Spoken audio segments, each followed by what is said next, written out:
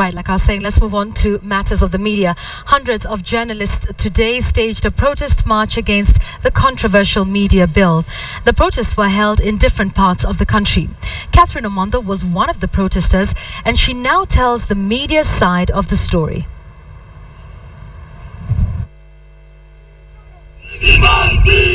These men and women are accustomed to being behind the camera and not in front of it. But the roles have changed, if only for a moment. Their careers depend on it. And so are Kenyans' freedom to information. Mimi kama mwandishi wa habari ambaye anashughulika sana mambo ya upekuzi, ni kwamba kuna vipengele kadhaa ambavyo huenda vikaniathiri mimi kama mwandishi wa habari.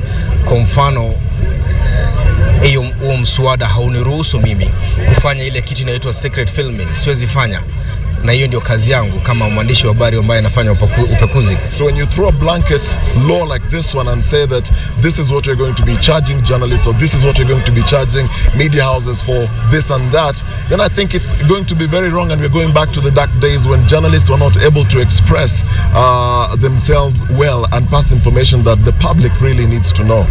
That the president, having given the memorandum, it is now up to the National Assembly to ensure that they act in the best interest of the Constitution and the people of Kenya. I think we must not use our tyranny of numbers to reflect a tyranny of ignorance, where we reverse back the kinds of gains that we have made in Kenya constitutionally to date. Journalists from across the country, from all walks of life, held their protests today within Nairobi City.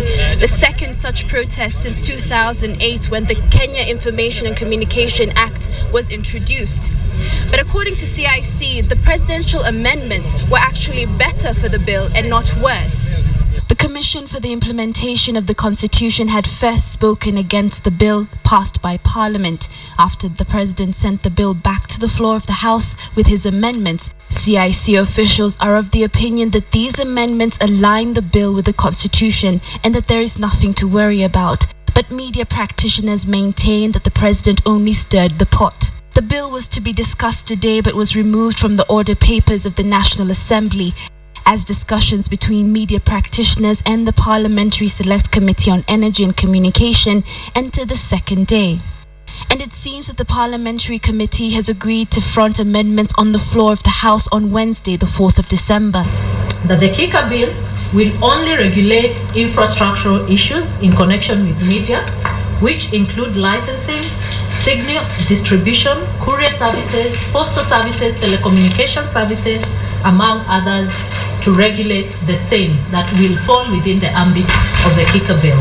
According to the amendments, journalists will only appear before the Media Complaints Commission that will be constituted under the Media Council bill, and that practicing journalists found guilty of malpractice shall pay a fine not exceeding 100,000 shillings.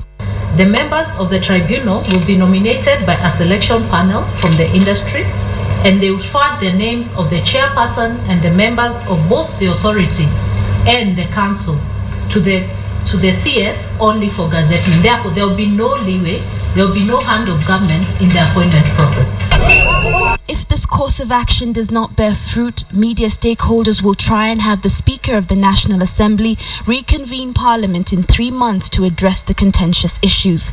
Catherine Omondo, KTN.